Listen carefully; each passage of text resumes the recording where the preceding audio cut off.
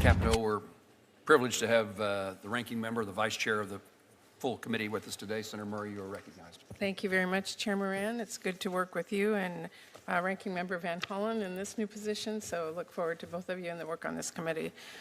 You know, the FBI does really crucial work to keep our nation safe, whether it's stopping criminal organizations or domestic terrorists, protects our nation's secrets, it prevents cyber attacks, keeps our children safe from harm, and a lot more. So this is really sober work with extremely high stakes. And I'm concerned that instead of focusing on the incredibly important mandate to keep Americans safe and to help impartially enforce our laws under your leadership, Director Patel, the FBI has been weaponized to go after Americans who disagree with the president. FBI resources have been diverted away from combating terrorism to focusing on immigration requests. And all of this, the diverted missions, the fewer resources, fewer agents, heightened politicization, is happening now under your watch, and it is, I believe, making Americans less safe. Now, let me just start with the budget. As Ranking Member Van Hollen noted earlier, this hearing is being held without the FBI's fiscal year 2025 spend plan and a full budget request for fiscal year 2026. The spend plan is required by law. It was due to Congress over a week ago. We have not yet seen it. That is really absurd. The FBI is our nation's leading law enforcement agency, a budget of $10.7 billion. It is critical that we understand how you are spending taxpayer dollars. So, Director Patel, when should we expect this FY25 spend plan for the FBI? Have you seen it? Have you reviewed it? When will we get it? I'll get you an answer, ma'am. I don't have a timeline on that. It was due last week by law. I understand. And your answer is you just understand. You're not going to follow the law? My answer is that I am following the law, and I'm working with my interagency partners to do this and get you the budget that you are required to have. And you have no timeline? No. Well, we also need a full budget request, not a single paragraph full of wild talking points that we saw with the skinny budget proposal. We're now having a budget hearing without a budget request. So, Director Patel, where is the FY 2026 budget request for the FBI? It's being worked on, ma'am. Have you reviewed it? Have you approved it? Not yet. When will we get it? As soon as I can get it from my interagency partners and get it approved. 6 months from now? I don't know, ma'am. I'm not going to Well, make up a how do timeline. we as Congress do our budget and our work without that request and without the spend plan? Well, ma'am, I'm here. I'm don't doing the care. best I can. I can't make up answers. I'm going to commit to you to work on getting you the information you need. That is insufficient and deeply disturbing. No response? I've given my response. Well, the FBI is already down 1,900 employees since 2023 as a direct result of the Fiscal Responsibility Act. And under the Trump administration, FBI agents, analysts, linguists, cyber experts, and scientists are being asked to do a lot more in order to keep us safe. Director Patel, we all know that budget cuts will reduce the FBI's ability to counter threats of terrorism, and it will hinder its ability to keep pace with firearm background checks and shutter operations that combat violent crime, drugs, gangs, and transnational organized crime. Now, I understand that you told our House colleagues yesterday that you don't want to reduce the FBI workforce, meaning that you disagree with what President Trump is proposing? No, I agree that we can sustain the mission with the proposed budget, and I agree with the budget. And as I said yesterday, I believe that what I said was I can do more with more. And I gave examples of what more we could do if we were given more. Well, it's different than what you told the House yesterday. So what are you communicating to the President and the White House about what you need? And again, we don't have a budget request from you, so I'm not sure what you're asking us for. I'm not asking you for anything at this time. You can operate without a budget? I never said that. Well, this is unprecedented. Okay, well, let me just go to another topic since you're not going to answer that. The FBI partners with state, local, and tribal law enforcement organizations. They provide critical intelligence and operational capabilities to combat violent crime and gangs and terrorist threats, fentanyl trafficking, challenges that our local communities really can't face alone. I'm going to give you an example. A few years ago, the Southeast Washington Safe Streets FBI Task Force worked with our Benton County and Franklin County Sheriff's Office, multiple Tri-Cities Police Departments, and the State Corrections Department to carry out one of the largest ever drug seizures in the region's history. Now we've got an administration already cutting more than $800 million in assistance in 2025 to local law enforcement organizations while proposing a $500 million cut for the FBI.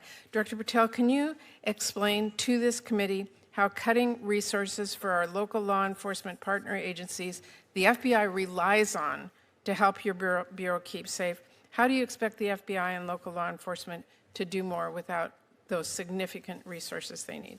The FBI will continue to do what it does, which is work with embedded state and local law enforcement officers in our Joint Terrorism Task Force, in our Safe Streets Task Force, in our gang task forces. Those are a priority. Those billets have been maintained. Those billets have not been reduced. And with my reorientation, reprogramming that we've notified Congress to, you will see an augmentation in the field in every single state in this country. Well, again, we need to see the numbers and we need to see that budget from you. Let me ask you about the NICS system. The FBI is really on the front lines of keeping guns out of the hands of very dangerous criminals.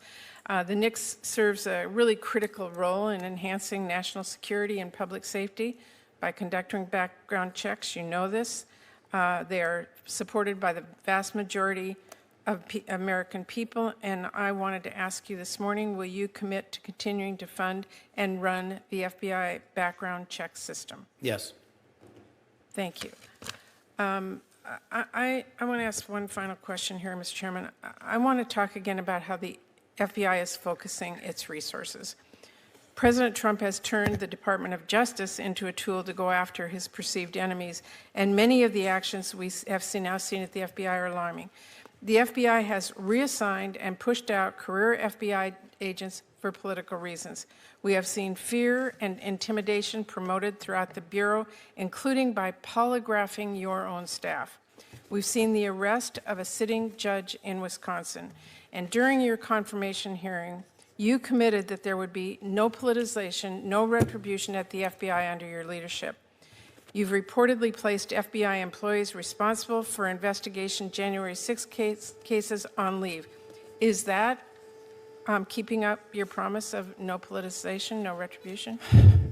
It is, because that's wildly inaccurate. Let me tell you what the FBI has done since I got there. 8,276 federal arrests, to 820 kilograms seized of fentanyl. That's enough to kill 250,000 people. Over 3,000 firearms seized, 350 gang cases, 3,000 cases against violent Well, criminals. that's not my question. We know that you... Well, you asked if I was weaponizing the FBI, and I am not. I'm giving you the hard, concrete examples of the men and women putting handcuffs on bad people, doing harm to our children and innocent Americans. I do not see weaponization. You have placed on leave FBI employees responsible for the investigation of January 6th.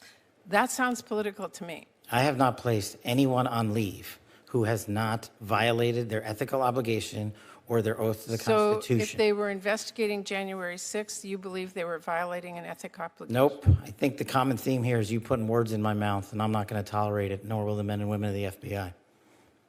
Well, you did place on leave an analyst responsible for investigating Russia's meddling in the 2016 election. Is that politicization? Is that retribution?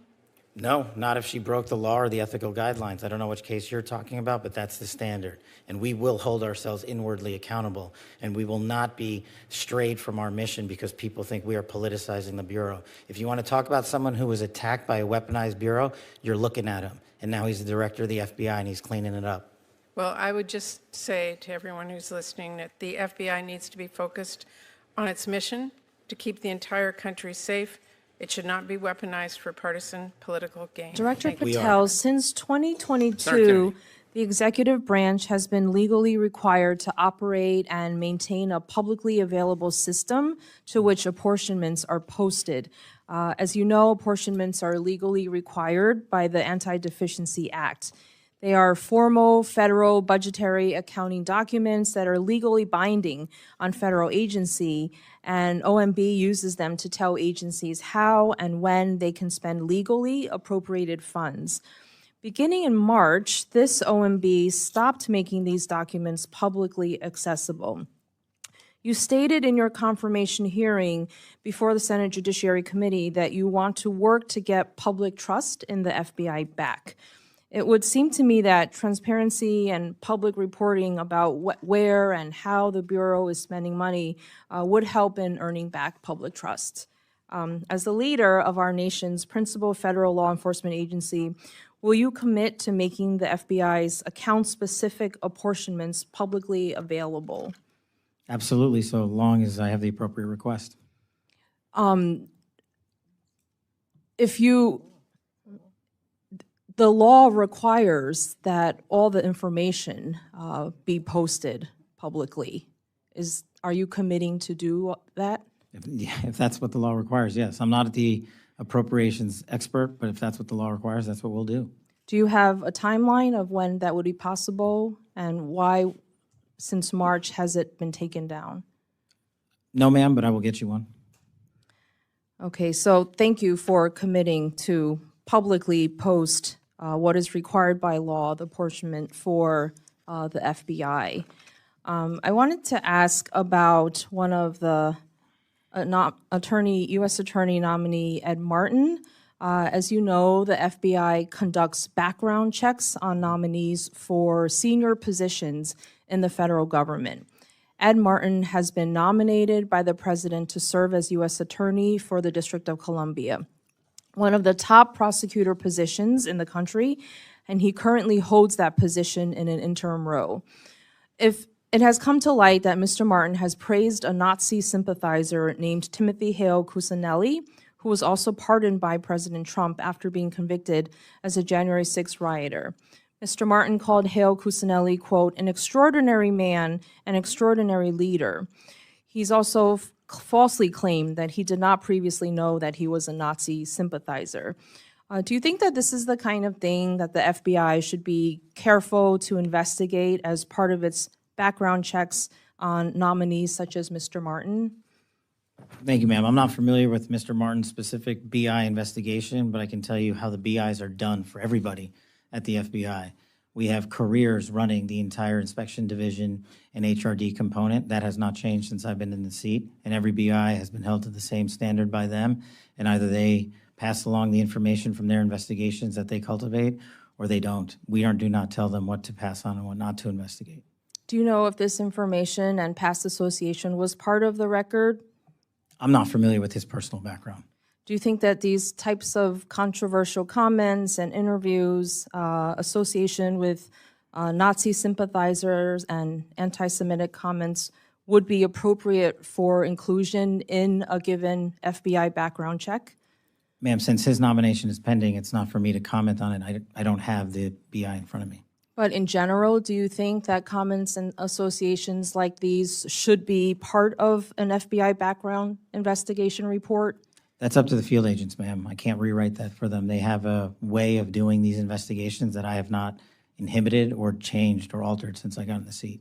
Will you look into it and make sure that should be included, controversial and very troublesome anti-Semitic comments and associations like that should be part of a background check? I will. Thank you. Lastly, as you know, earlier this year, the Justice Department demanded a list of all current and former FBI employees who at any time worked on January 6th investigations. According to the email from the then acting FBI director, the Justice Department will review those employees to, quote, determine whether any additional personnel actions are necessary. Director Patel, do you anticipate firing any additional FBI employees simply because they worked on January 6th related investigations? Thank you for the question.